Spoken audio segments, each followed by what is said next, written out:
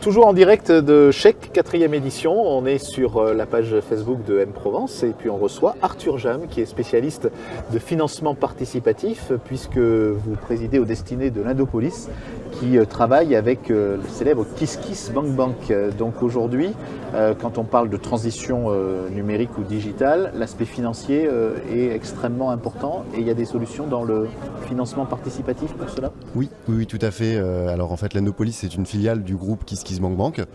KissKissBankBank qui existe depuis 2009 et qui est le leader européen du financement participatif.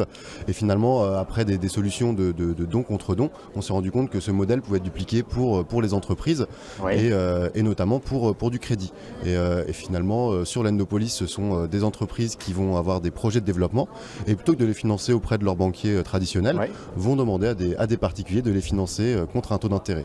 Voilà, contre un taux d'intérêt, il y a aussi des contreparties plus collaboratives, on va dire, dans le financement participatif? Alors, oui, toujours. C'est vrai qu'on reste dans cette notion de financement participatif et de communication. Et donc, comme sur KissKissBankBank, c'était surtout des contreparties non financières qui étaient envoyées.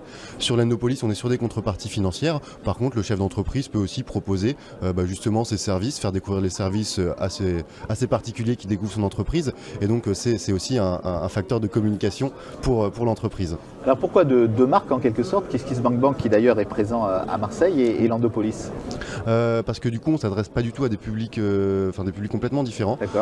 Sur KissKissBankBank c'est surtout des créateurs et des entrepreneurs, alors que sur l'Indopolis on va parler à des entreprises qui vont être plus matures dans un projet de développement. Et donc c'est vrai que pour s'adresser à des chefs d'entreprise, on préférait avoir un nom peut-être un peu moins original que KissKissBankBank, d'où l'explication de l'Indopolis. Ça veut dire qu'aujourd'hui c'est pas forcément réservé uniquement aux personnes qui démarrent le financement participatif. On peut l'avoir déjà dans une taille d'entreprise assez importante. Le financement participatif finalement c'est surtout connu avec des plateformes telles que KissKissBankBank et finalement ça peut s'adresser à tout segment de la population et à tout type de projet, même pour des TPE et PME qui sont en développement, parce qu'aujourd'hui on peut aller chercher jusqu'à 2,5 millions en crédit pour des entreprises. Donc une grosse PME peut aussi faire appel à du financement participatif afin de financer sa croissance. Et les crédits sont au même taux que ceux des banques classiques? Non, par contre ils sont un peu plus élevés parce que ce sont des prêts sans caution ni garantie. Donc ça va être la principale différence.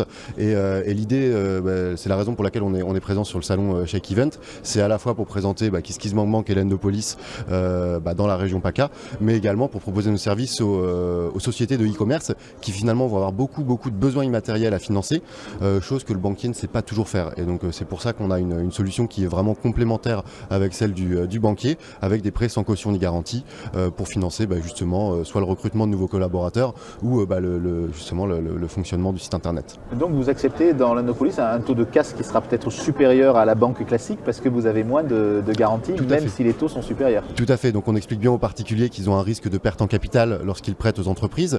On leur conseille donc de diversifier leur épargne et après ils sont au courant qu'il y a le couple rendement-risque. Finalement plus le rendement espéré va être élevé, plus le risque va être important. Et donc du coup après à chaque particulier de venir faire sa petite tambouille sur le site pour décider tiens je vais prêter à telle entreprise parce que je suis d'accord avec son projet et qu'il habite près de chez moi. Par contre à tel autre je ne vais pas lui prêter parce que je ne suis pas forcément en accord avec la vision du dirigeant. Donc, et pourquoi s'il faut prendre le risque, aller vers le prêt plutôt que vers l'investissement en capital? Parce que finalement on va être sur un modèle où ça va être l'investissement en capital, c'est vrai que c'est un petit peu différent et on a un profil où c'est des capital risqueurs avec un rendement espéré très élevé et qui vont avoir besoin de beaucoup d'informations pour prendre leurs décisions. Alors que là sur du prêt, finalement on a la durée qui est déjà déterminée au départ, on a également le taux d'intérêt qu'on va toucher et donc du coup c'est beaucoup plus facile pour Madame Michu qui ne connaît pas grand chose à la finance. Ça c'est les inconvénients du direct si l'on peut dire, hein, voilà, on est sur Chèque en direct, donc il y a des annonces comme dans tout salon. Oui, on en était donc à Madame Michu. Oui voilà, pour Madame Michu ça va être beaucoup plus facile pour elle de comprendre, ah oui c'est une entreprise assez traditionnelle finalement et donc du coup avec les mots de l'analyste etc, elle peut se faire une décision assez rapide.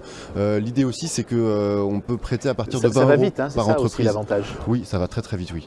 Ah oui, on peut financer des projets pour inférieurs à 100 000 euros. On arrive à collecter les fonds en 48 heures. Et puis c'est des montants unitaires.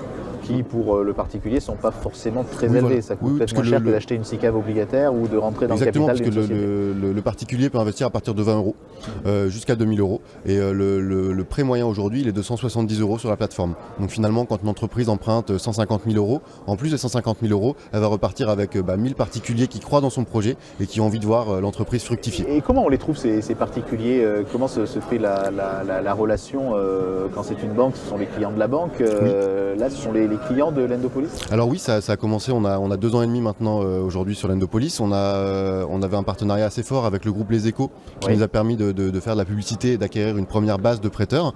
Et aujourd'hui, on a réussi à bien communiquer auprès de notre base et à faire en sorte qu'il y ait une vraie récurrence où les gens reviennent pour prêter aux nouveaux projets de manière régulière. Et avec le bouche à oreille, finalement, ces premiers investisseurs satisfaits en ont parlé autour d'eux et ont pu parrainer leurs proches. Et c'est pourquoi on peut aller chercher des montants de plus en plus élevés aujourd'hui. Merci beaucoup. Merci beaucoup.